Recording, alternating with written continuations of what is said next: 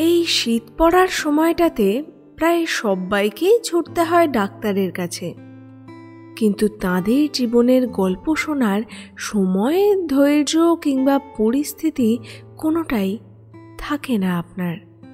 আবার সব ডাক্তার রোগীও পান না তেমন। বিভিন্ন কারণে তাদের না হয় পরিচিতি, না হয় পসার। আলাপ সঙ্গে দেবস্মিতায় আজ তেমনই এক ডাক্তারের গল্প আপনাকে শোনাবো। আমি দেবস্মিতা। আজ আপনাকে শোনাবো লেখক শ্রী বিভূতিভূষণ বন্দ্যোপাধ্যায়ের লেখা মণি ডাক্তার।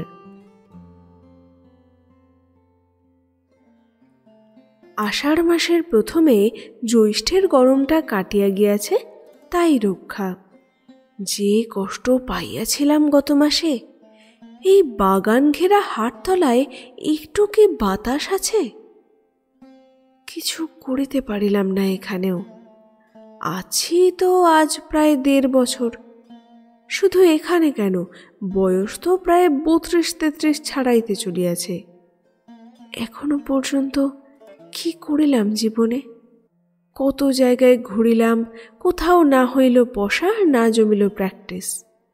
বাগাঁচড়া, কলারোয়া, শিমুলতলি, সত্রাজিতপুর বাগানগাঁ, কত গ্রামের নামই বা করিব। কোথাও মাস কয়েকের বেশি চলে না। এই পলাশপাড়ায় যখন প্রথম আসি, বেশ চলিয়াছিল কয়েক মাস। ভাবিয়াছিলাম ভগবান মুখ তুলিয়া চাহিলেন বুঝি। কিন্তু তারপরে কি যে ঘটিল, আজ কয়েক মাস একটি পয়সারও মুখ দেখিতে পাই না। এখন মনে হয় কুণ্ডুবাবুদের আড়তে যখন চাকুরি করিতাম শ্যামবাজারে, সেই সময়টাই আমার খুব ভালো গিয়াছে। আমাদের গ্রামের একজন লোক চাকুরিটা জুটাইয়া দিয়াছিল। খাতাপত্র লিখিতাম। হাতের লেখা দেখিয়া বাবুরা খুশি হইয়াছিল। 8-9 মাসের বেশি সেখানে ছিলাম। তাহার মধ্যে কলিকাতায় যাহা কিছু দেখিবার আছে সব দেখিয়াছি। চিড়িয়াখানা, মিউজিয়াম, বায়োস্কোপ, থিয়েটার, পরেশনাথের বাগান, কালীঘাটের কালী মন্দির। কি জায়গাই কলকাতা! চাকুরিটা যাইবার পরে পরের দাসত্বের উপর বিতৃষ্ণা জন্মাইল। ভাবিলাম ডাক্তারি ব্যবসা বেশ চমৎকার স্বাধীন ব্যবসা। কুণ্ডুবাবুদের বাড়ির ডাক্তারবাবুকে ধরিয়া তাহার ডিসপেন্সারিতে বসিয়া 2 মাস কাজ শিখিলাম। কিছু বাংলা ডাক্তারি বই কিনিয়া পড়াশোনাও করিলাম। তাহার পর হইতেই নিজের দেশ ছাড়িয়া এই সুদূর যশোর জেলায় পল্লীতে পল্লীতে ঘুরিয়া বেড়াইতেছি। এ গ্রামে ব্রাহ্মণের বাস নাই। হিন্দুর মধ্যে কয়েক ঘর গোয়ালা আর কলু আছে, বাকি সব মুসলমান। পলাশপুরে কারো কোঠা বাড়ি নাই।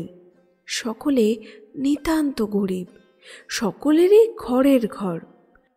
খুব বেশি লোকের বাসও যে এখানে আছে তাহাও নহে। যদি বলেন এখানে কেন ডাক্তারি করিতে আসিয়াছি, তাহার একটা বড় কারণ নিকটবর্তী অনেকগুলি গ্রামের মধ্যে এখানেই হাট বসে। এমন কিছু বড় হাট নয়, তবুও বুধবারে ও শনিবারে অনেকগুলি লোক জড়ো হয়। হাটতলায় কখানা খড়ের আটচালা আর সবাইপুরের গাঙ্গুলিদের ছোঁয়ানি তরফের কাছারি ঘর আছে। কাছারি ঘরখানা দেওয়ালবিহীন খড়ের ঘর। বছরের মধ্যে কিস্তির সময় জমিদারের তহসিলদার আসিয়া 2 মাস থাকিয়া খাজনাপত্র আদায় করিয়া চলিয়া যায়। সুতরাং ঘরখানা ভালো করিবার দিকে কাহারও দৃষ্টি নাই। ঘরের অবস্থা অত্যন্ত খারাপ। সারা মেঝেতে ইঁদুরের গর্ত, মোটকা দিয়া বর্ষার জল পড়ে। ঝড় ঝাপটা হইলে ঘরের মধ্যে বসিয়াও জলে ভিজিতে হয়। ছোঁয়ানির বাবুদের এহেন কাছারি ঘরে নায়েবকে বলিয়া কহিয়া আশ্রয় লইয়া আছি। একাই থাকি। এদিকের সব গাঁয়ের মতো এ গাঁয়েও বন জঙ্গল, বাঁশবন, প্রাচীন আমের বাগান বড় বেশি। হাটতলার 3 দিক ঘিরিয়া নিবিড় বাঁশবন ও আমবাগান। একদিকে সুঁড়ি জঙ্গলের গা ধরিয়া আধপোয়া পথ গেলে বেত্রবতী নদী, স্থানীয় নাম বেতনা। বন জঙ্গলের দরুন দিনের বেলাও হাটতলাটা যেন খানিকটা অন্ধকার দেখায়। রাত হইলে হাটতলায় লোকজন থাকে না। দু একখানা যা দোকানপত্র আছে, দোকানিরা বন্ধ করিয়া চলিয়া যাইবার পরে হাটতলা একেবারে নির্জন হইয়া পড়ে। বনে ঝোপে ঝাড়ে বাঁশবাগানে জোনাকি জলে। কচিত ফুটন্ত ঘেটকল ফুলের দুর্গন্ধ বাহির হয়। উত্তর দিকের শিমুল গাছটায় পেঁচা ডাকে। আমি একা বসিয়া ভাত রাঁধি। কোনো কোনো দিন ভাত চড়াইয়া দিয়া একতারাটা হাতে লইয়া আপন মনে গান করি। আজ 6-7 মাস একটা পয়সা আয় নেই। হাটে ঢেড়া পিটাইয়া দিয়াছি 4 আনা ভিজিট লইব, ওষুধের দাম দাগ পিছু 1 আনা। তবুও রোগীর দেখা নাই। ভাগ্যে মুজিবুর রহমান লোকটা ভালো, নিজের দোকান হইতে আজ 4-5 মাস ধরিয়া চাল ডাল দেয়, তাই কোনো রকমে চলিতেছে। গোয়ালপাড়ায় দামু ঘোষের বাড়ি একটা নিউমোনিয়া কেস ছিল গত মাসে। মুজিবর এদিকের মধ্যে মাতব্বর লোক, সবাই তার কথা মানে। তাকে ধরিয়া সুপারিশ করাইয়াছিলাম দামু ঘোষের কাছে, কিন্তু শেষ পর্যন্ত আমায় না ডাকিয়া ডাকিল গিয়া সেই বলরামপুরের অবিনাশ শেখরা কবিরাজকে। অবিনাশ কবিরাজের উপর নাকি তাহাদের অশেষ বিশ্বাস। সুভাষিনীকে লইয়া হইয়াছে মুশকিল। বিবাহ করিয়া পর্যন্ত তাহাকে বাপের বাড়ি ফেলিয়া রাখিয়াছি। একখানা ভালো কাপড় পর্যন্ত কোনোদিন দিতে পারি নাই। ছেলেটির দুধের দাম 7-8 টাকা বাকি। শাশুড়ি ঠাকরুন তাগাদা করিয়া চিঠি দেন। কোথায় পাইব আমি 7-8 টাকা? নিজেই পাই না পেটে খাইতে। টাকা দিতে পারি না বলিয়া শাশুড়ি ঠাকরুন মহা অসন্তুষ্ট। তিনি ভাবেন কত টাকাই না আমি রোজগার করিতেছি ডাক্তারিতে। কেহ বলিলে হয়তো বিশ্বাস করিবে না, আজ 4-5 মাস একরকম শুধু ভাত খাই। পাড়া গাঁ হইলেও এখানে জিনিসপত্র উৎপন্ন হয় না বলিয়া অতিরিক্ত আঁকড়া। পটল 2 আনা সের, আলু 6 পয়সা, মাছ 4 আনা 6 আনার কম নয়। কেহ দেখিতে পাইবে বলিয়া খুব ভোরে নদীর ধার হইতে শুশনি আর কাঁচরা দাম শাক তুলিয়া আনি মাঝে মাঝে। আজকাল আমের সময়, শুধু আম ভাতে আর ভাত। কতদিন শুধু নুন দিয়াই ভাত খাইয়াছি। পাশ করা ডাক্তার নই, কিন্তু তাতে কি? বাড়ি বসিয়া বই পড়িয়া ডাক্তারি কি আর শেখা যায় না? আজ 7-8 বছর তো আমি ডাক্তারি করিতেছি। অভিজ্ঞতা বলিয়া তো একটা জিনিস আছে। পাশ করা ডাক্তারের হাতে রোগী কি আর মরে না? ধোপাখালির ইন্দু ডাক্তার আসিয়া বিধু গোয়ালিনীর মেয়েটাকে বাঁচাইতে পারিয়াছিল। তবে কেন যে দুষ্ট লোকে রটাইয়াছে মুনি ডাক্তারের ওষুধ খাইলে জ্যান্ত মানুষ মরিয়া ভূত হয়, ইহার কারণ কে বলিবে? আমি গরিব বলিয়া আমার দিকে কেউ হয় না, এক মুজিবর ছাড়া। ওই লোকটা আজ 3-4 মাস বিনা আপত্তিতে নিজের দোকান হইতে চাল ডাল না দিলে আমাকে উপবাস করিতে হইত। সে আমার জন্য যত করিয়াছে এ অঞ্চলের কেহ তাহার শিখিও কোনোদিন করে নাই। তাহার ঋণ আমি কখনো শোধ করিতে পারিব না। এসব অজপাড়া না, রেল স্টেশন হইতে 10-12 ক্রোশ দূরে। কাছে কোনো বড় বাজার কি গঞ্জ নাই। লোকজন নিতান্তই অশিক্ষিত। রোগ হইলে ডাক্তার ডাকার বদলে জল পড়া, তেল পড়া এসব দিয়ে কাজ সারে। ফকির ডাকাইয়া ঝাড়ফুঁক করে, বলে অপদেবতার দৃষ্টি হইয়াছে। ডাক্তার ডাকিবার কোনো রেওয়াজই নেই। বাড়ি যাই নাই আজ 1.5 বছর। পলাশপুর আসিবার আগে কিছুদিন ছিলাম সত্রাজিৎপুরে। তখন হইতেই চাই নাই।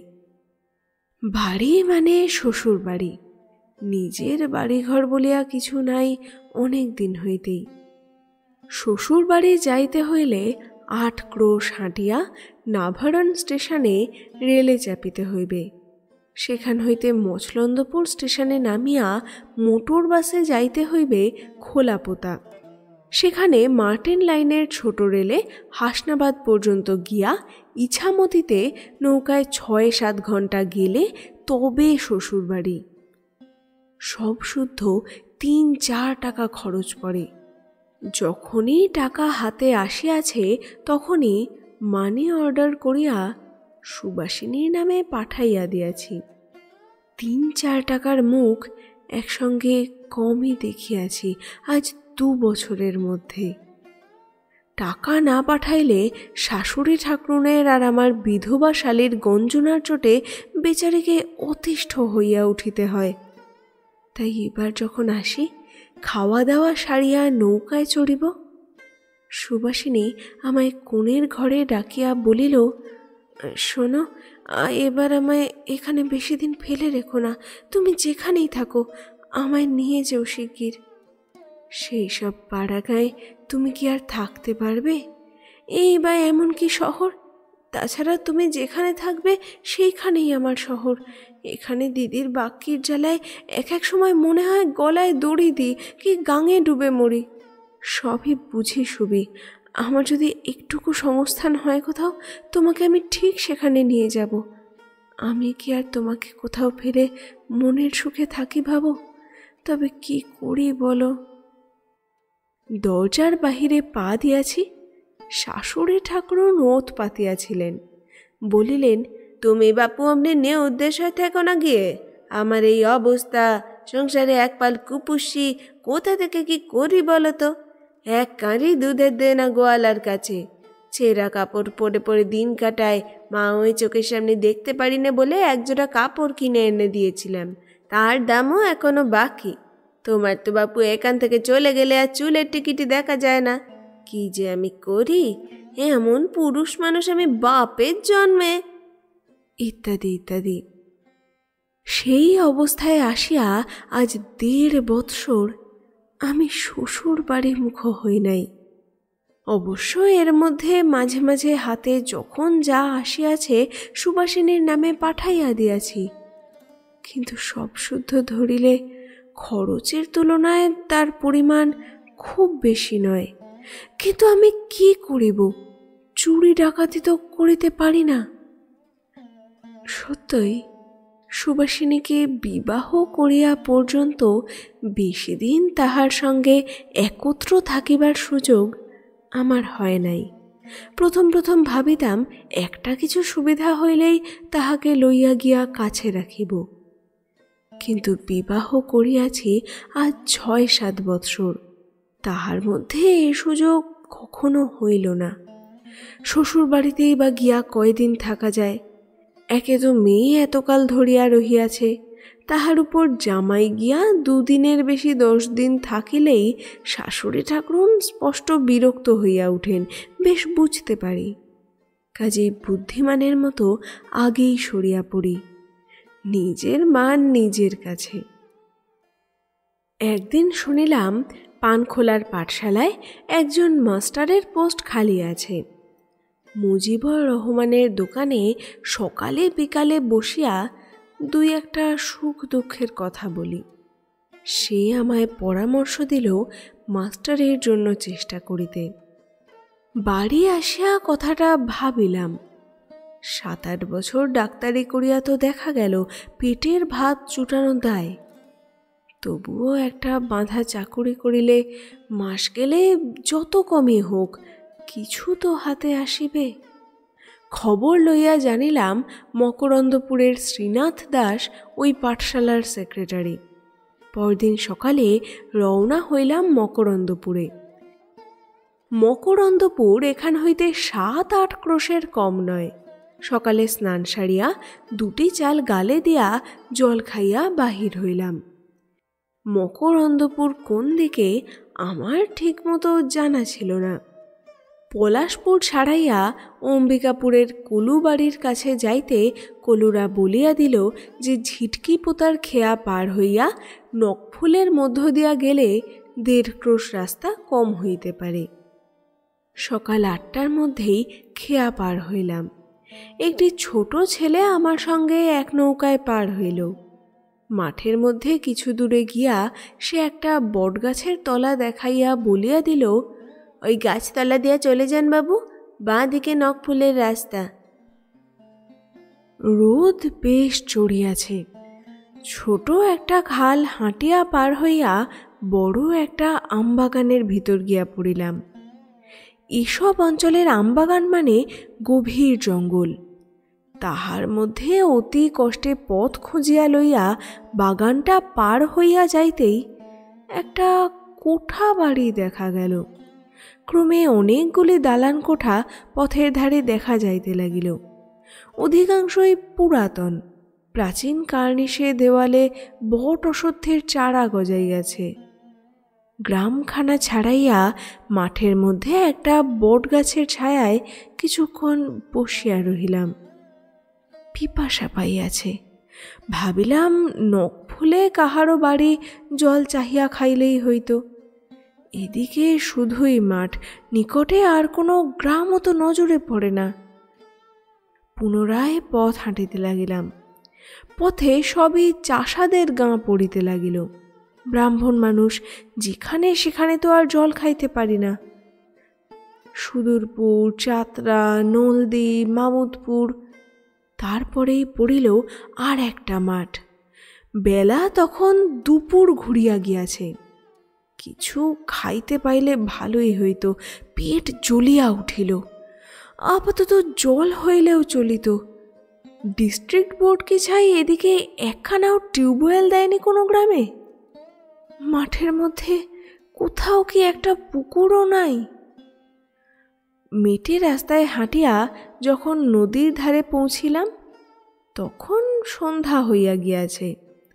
পৌঁছিয়া দেখি খেয়াঘাট কচুরিপানায় বুঝিয়া গিয়াছে। খেয়ার নৌকাখানি ডুবানো অবস্থায় এপারে বাঁধা। কোনো জনপ্রাণী নাই। কি বিপদ! এখন পার হওয়ার কি করি? নিকটে একখানা চাষা গাঁ।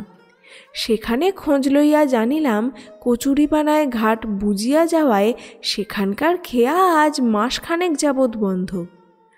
আরও ক্রোশখানেক উজানে খালিশপুরের ঘাটে খেয়া পাড়িতেছে। এই অবস্থায় মাঠ ভাঙিয়া 1 ক্রোশ নদীর ধারে খালিশপুর পর্যন্ত যাওয়া তো দেখিতেছি বড় কষ্ট।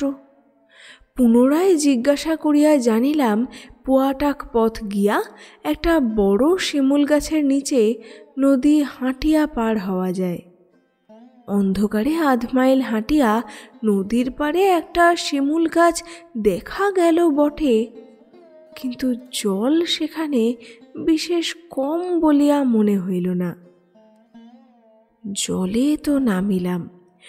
জল ক্রমে হাঁটুর উপর ছাড়াইয়া কোমরে উঠিল। কোমর হইতে বুক, বুক হইতে গলা। কাপড় জামা ভিজিয়া নেতা হইয়া গেল, তখনও জল উঠিতেছে। নাকে আসিয়া যখন ঠেকিল তখন পায়ের বুড়ো আঙুলে ভর দিয়া ডিঙি মারিয়া চলিতেছি।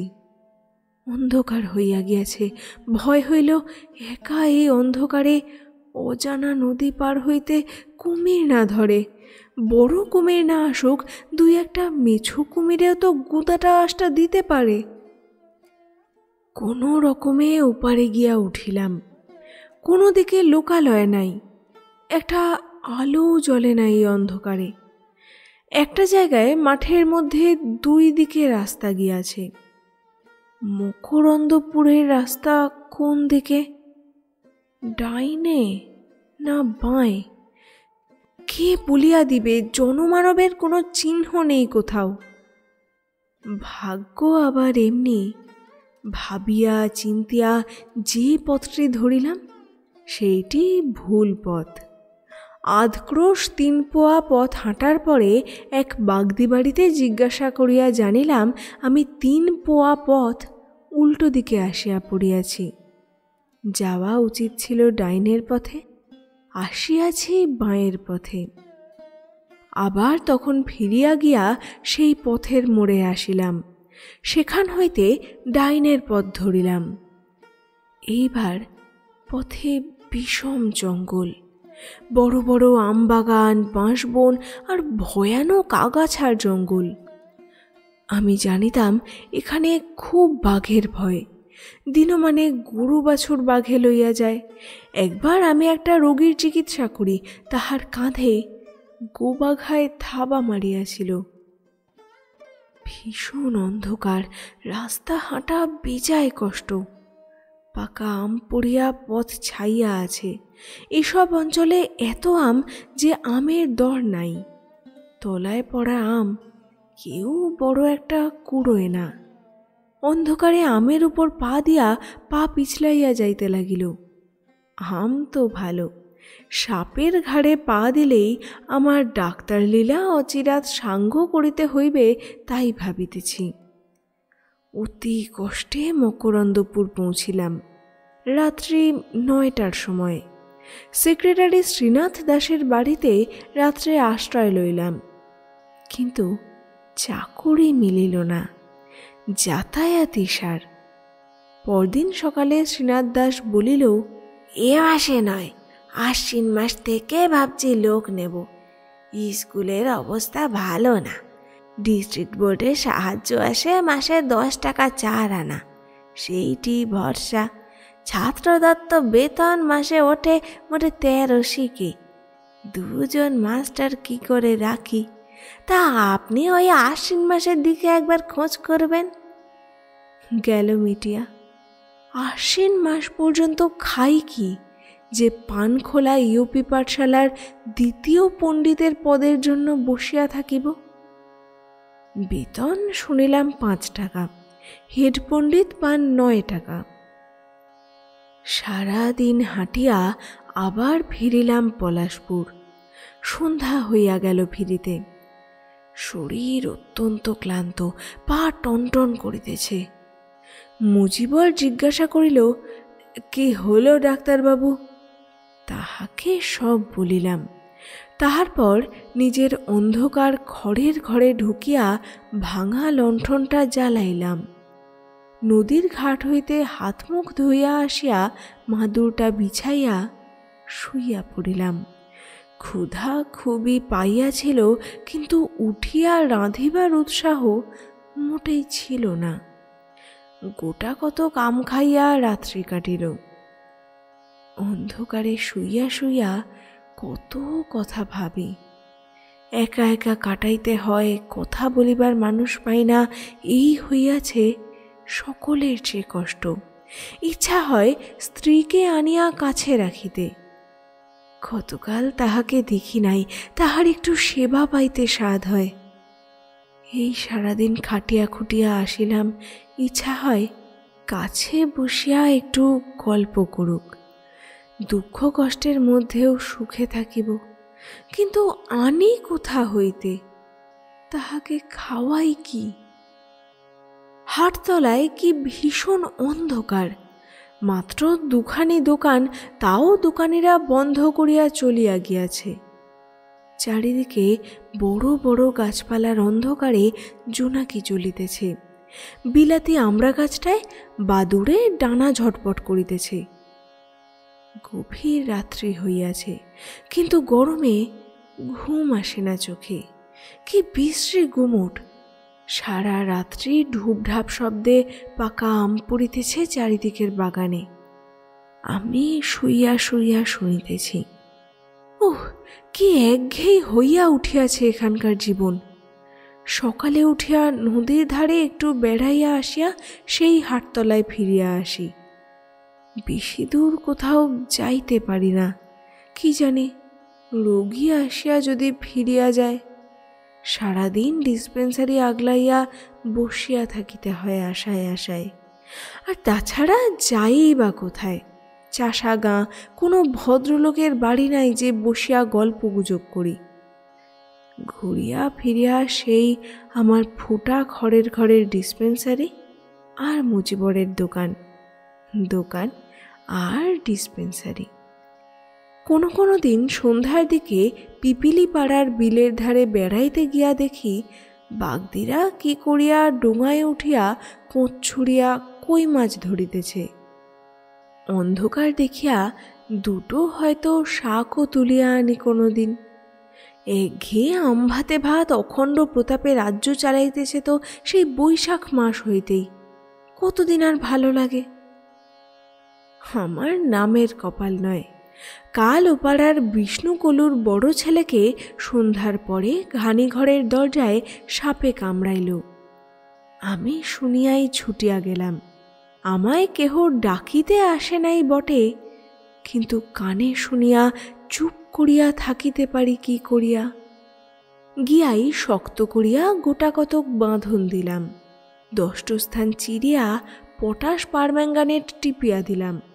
এমন সময় পাড়ার লোকে ওঝা ডাকিয়া আনিল। ওঝা আসিয়াই আমার বাঁধন খুলিয়া ফেলিতে হুকুম করিল।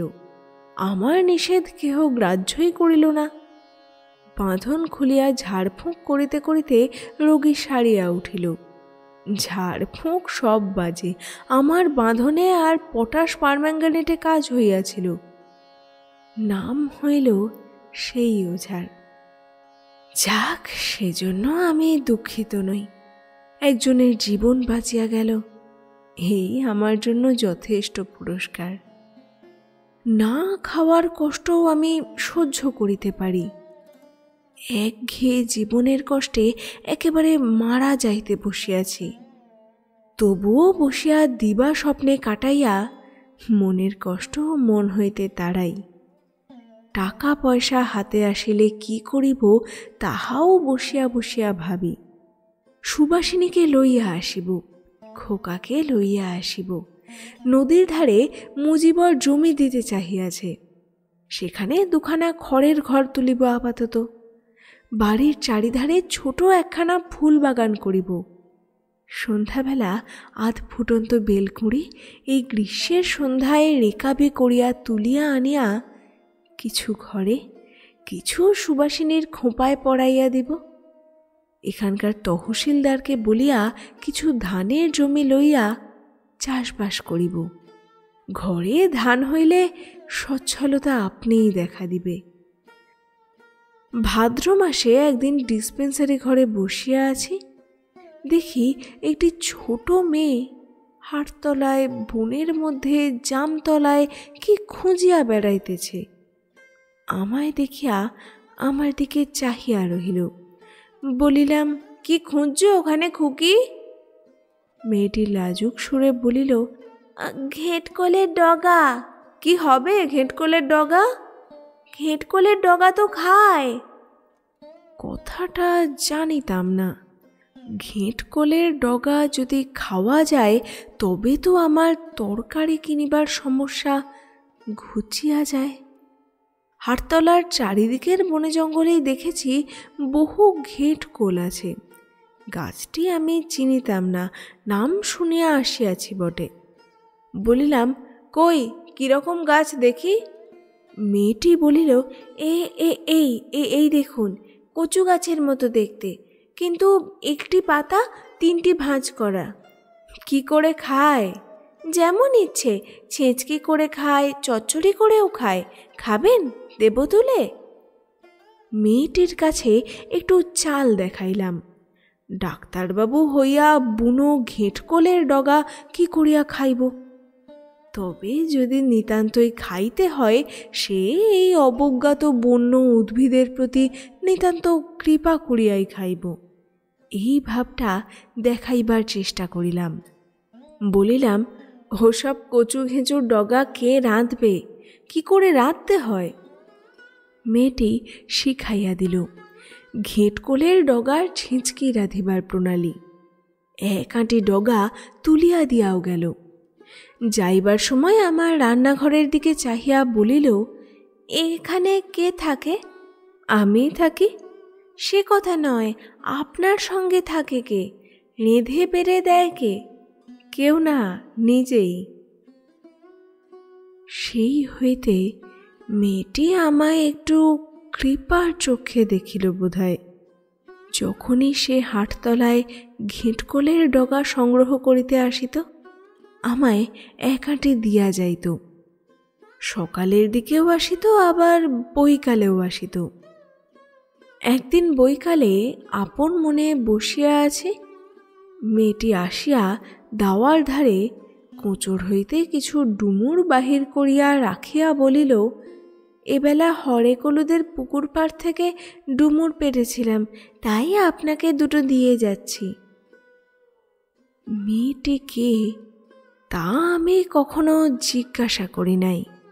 মেয়েটি দেখিতে ভালো, বেশ বড় বড় চোখ, বয়স 18-19 হইবে।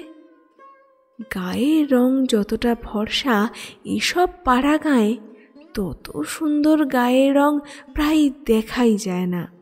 তবে ব্রাহ্মণ কায়স্থের ঘরের মেয়ে নয়, দেখিলেই বোঝা যায়।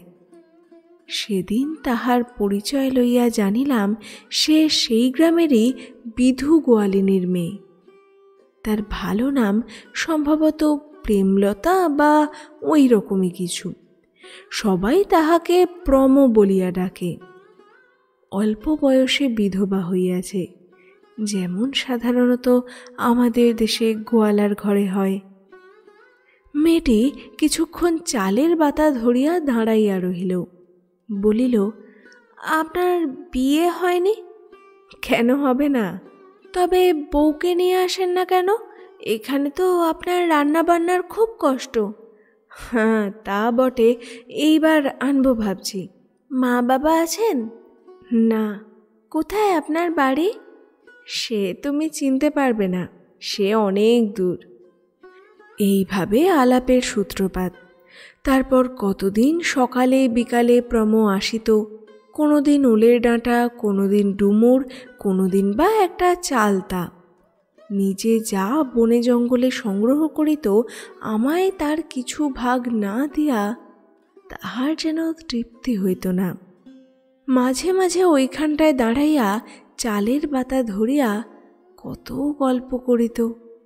সরলা বালিকা কাঠ কুড়াইয়া শাকপাতা সংগ্রহ করিয়া তাহার দরিদ্র মায়ের গৃহস্থালির অভাব দূর করিতে চেষ্টা করিত।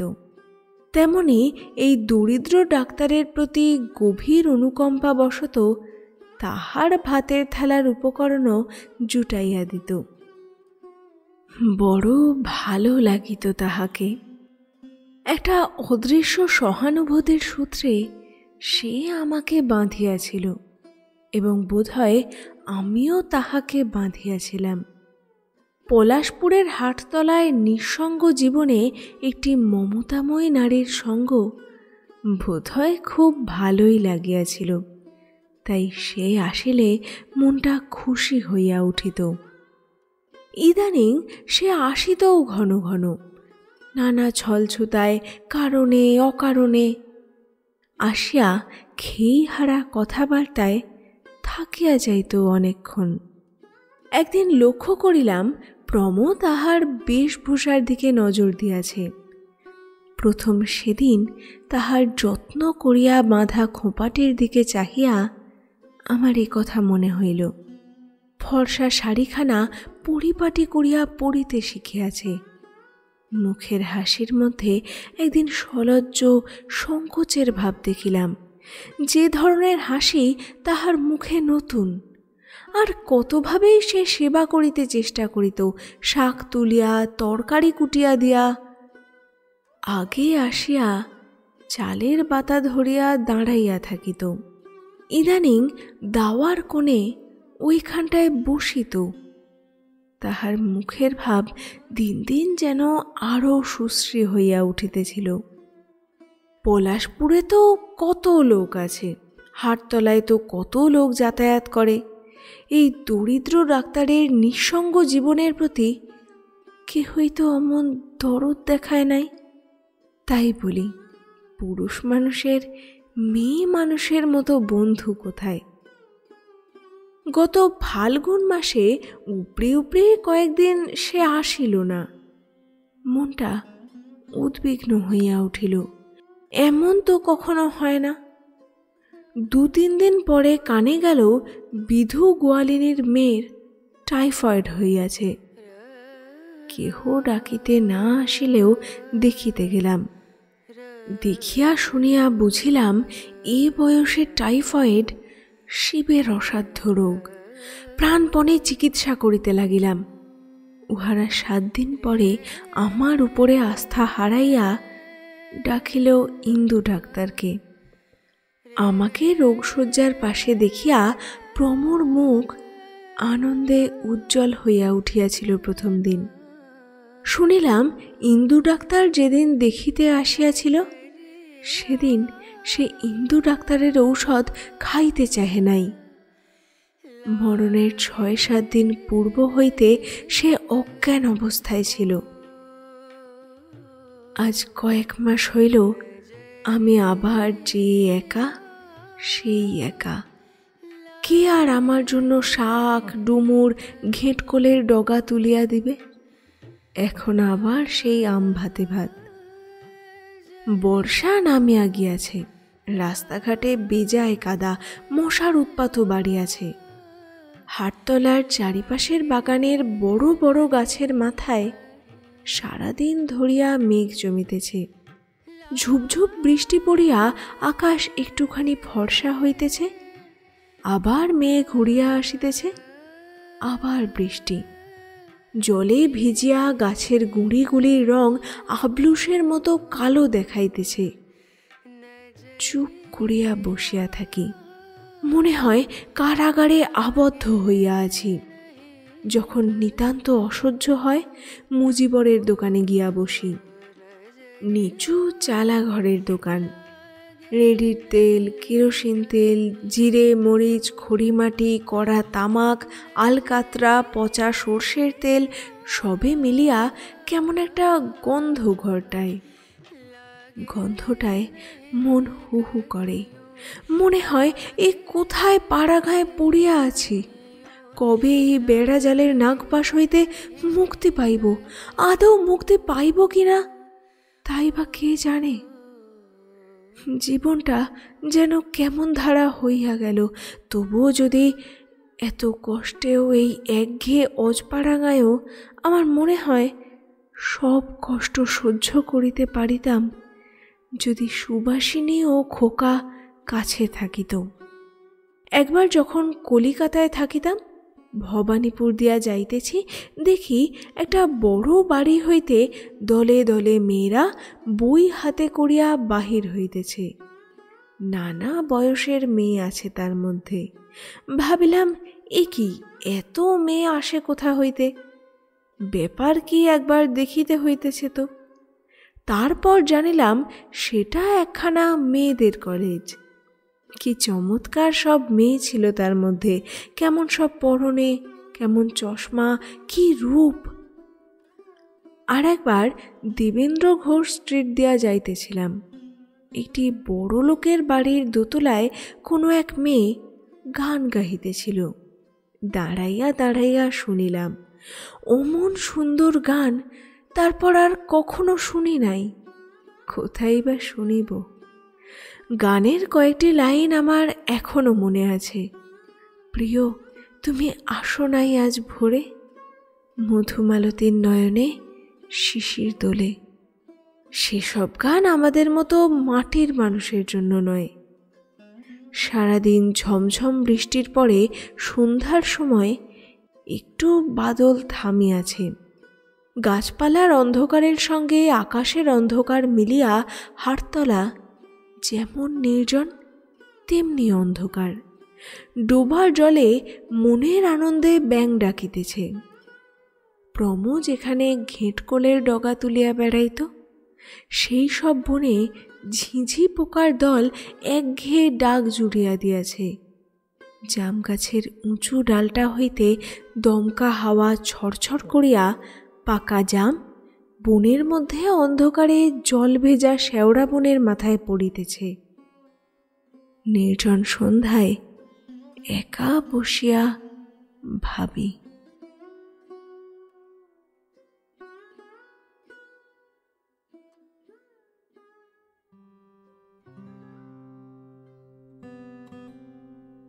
শেষ হলো আজকের গল্প শ্রী বিভূতিভূষণ বন্দ্যোপাধ্যায়ের লেখা মণি ডাক্তার।